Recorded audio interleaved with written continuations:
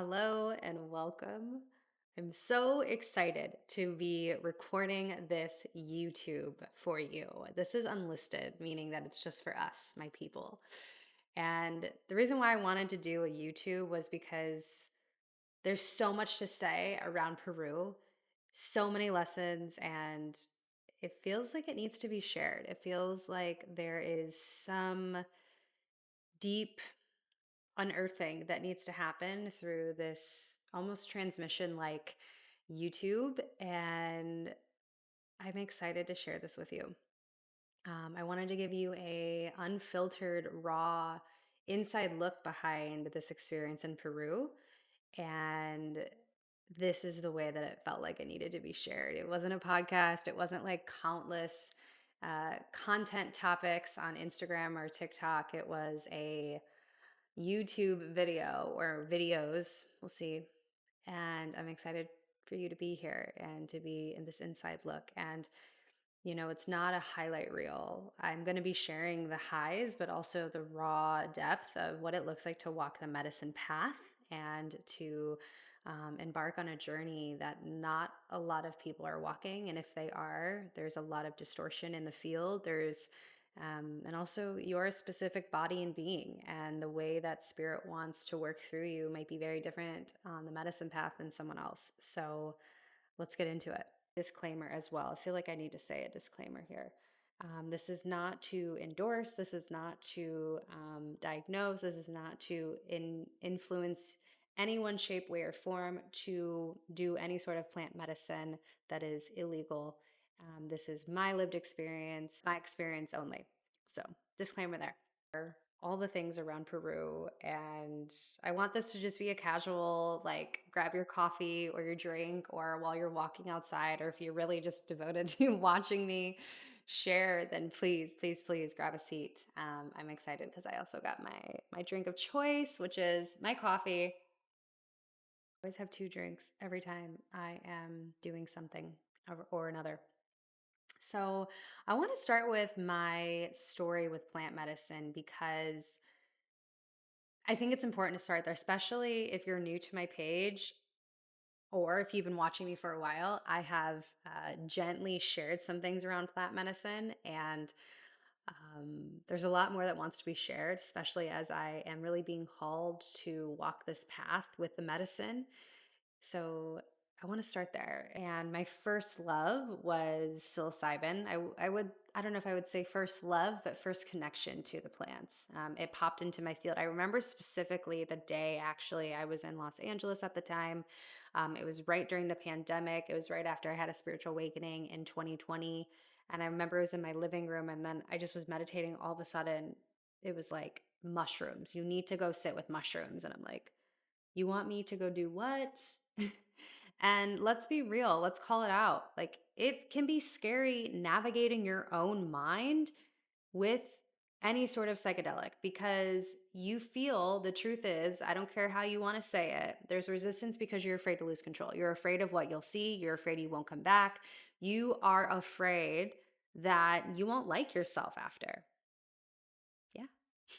I'm going to call it out because it's true.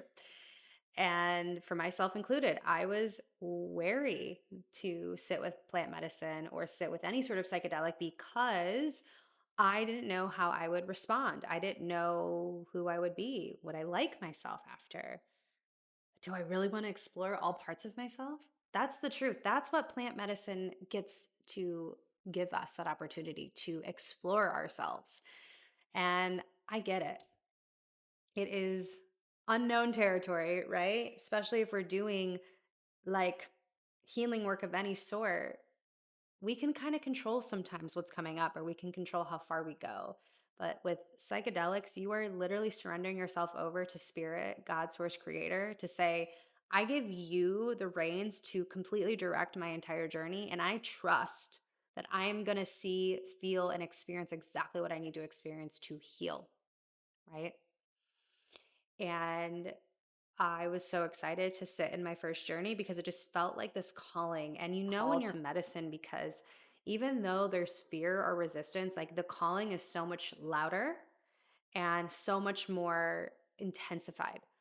Um, And that to me is showing yourself that you're on the right path and that it's time to go do a thing in the medicine.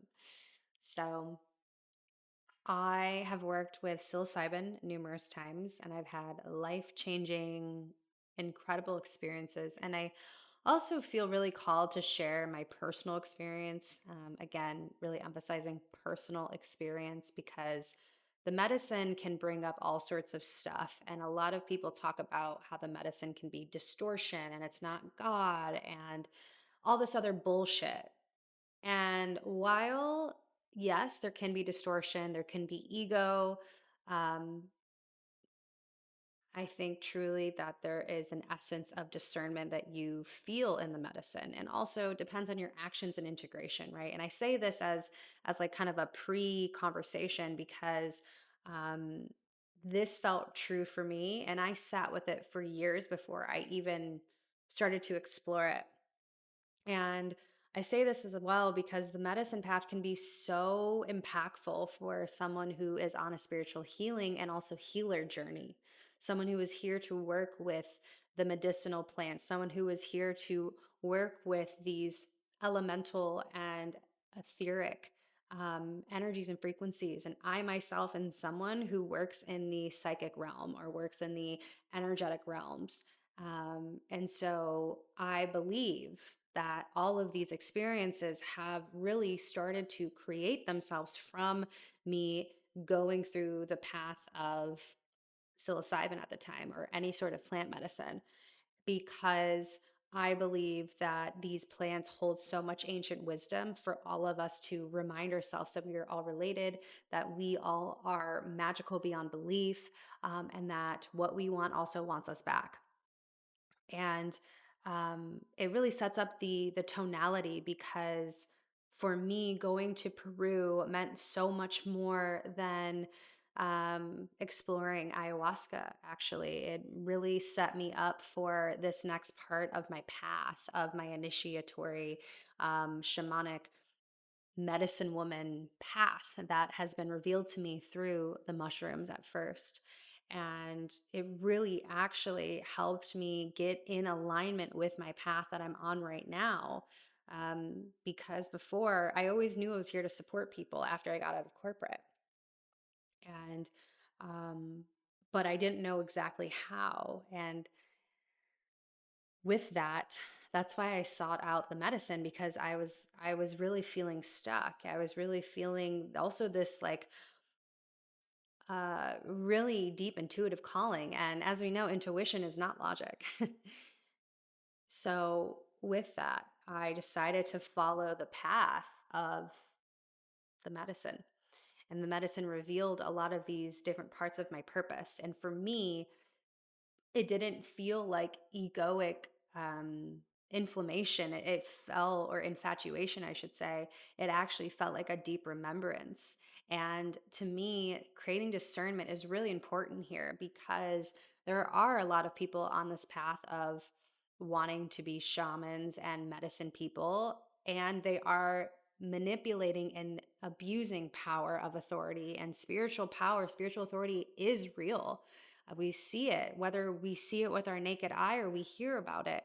There are people out there that are manipulating people through the medicinal uses of medicine or plant medicines, of their courses and programs. Like that is obvious and that is real. And also, there are people being initiated through these medicines and plants that are here to do it in the right way or do it with integrity and authenticity. And I know that I'm not perfect, but my devotion to integrity and authenticity has been since day one. And even though I've made mistakes along the way, I've always been course corrected by the medicine and been humbled by it.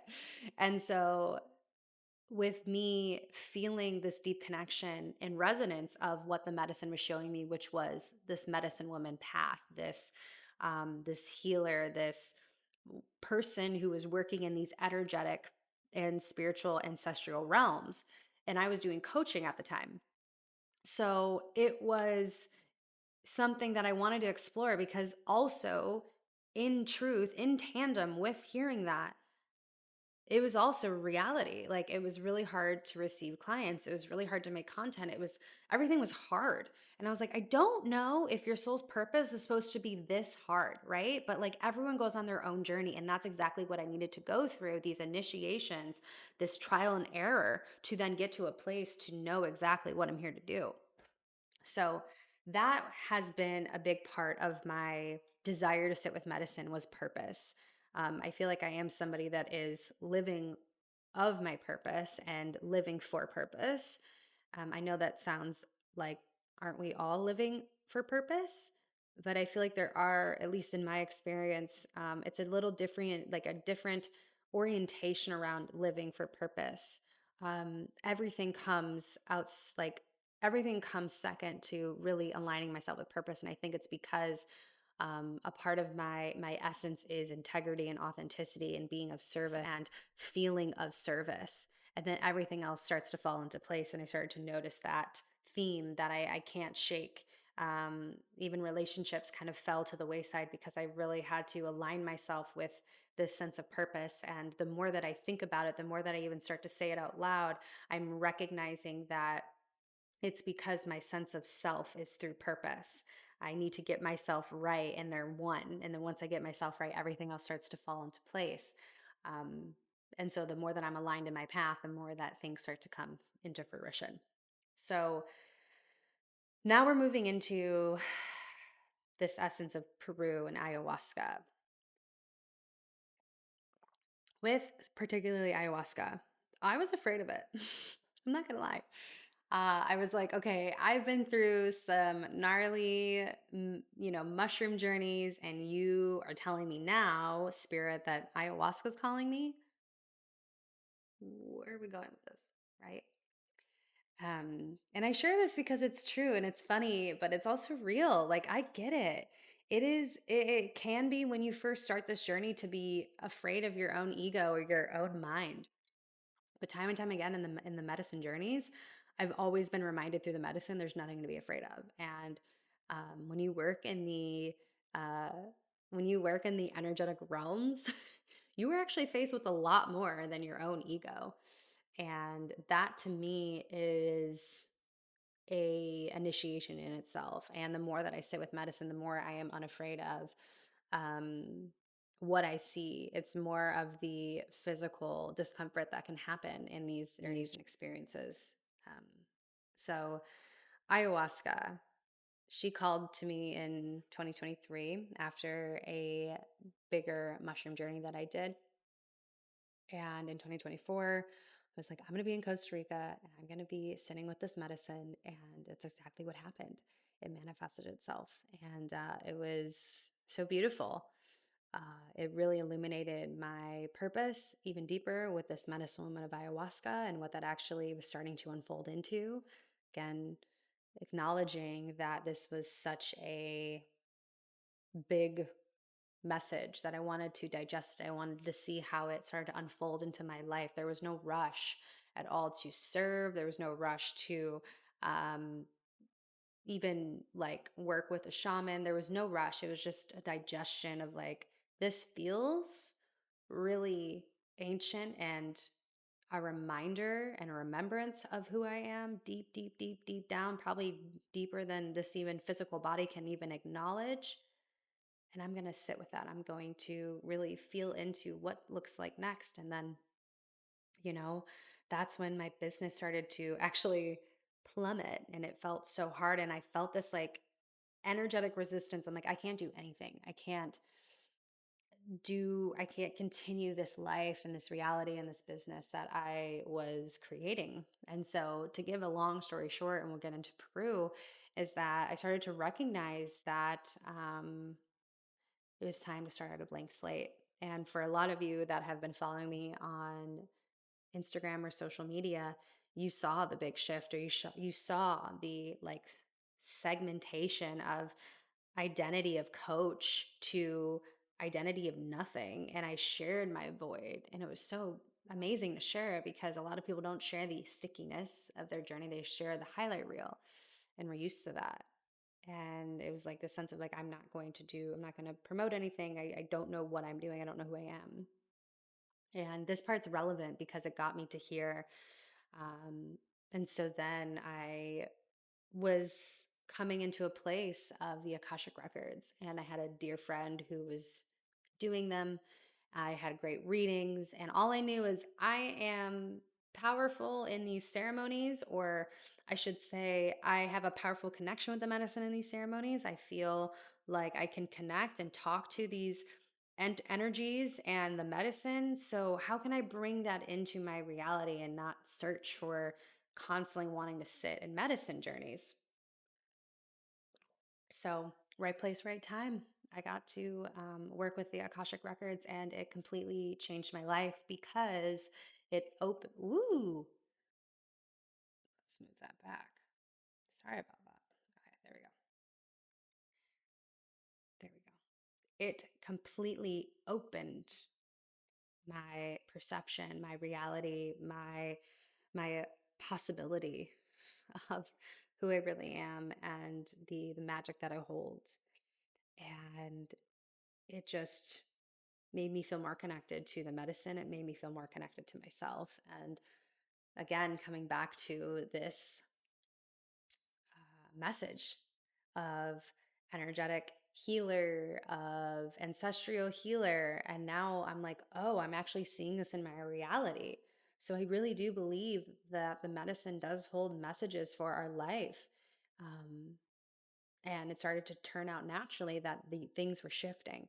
And so this was all of 2025. And I started to work with these energies. Even ayahuasca was coming through to me. I feel like she's also a guide of mine.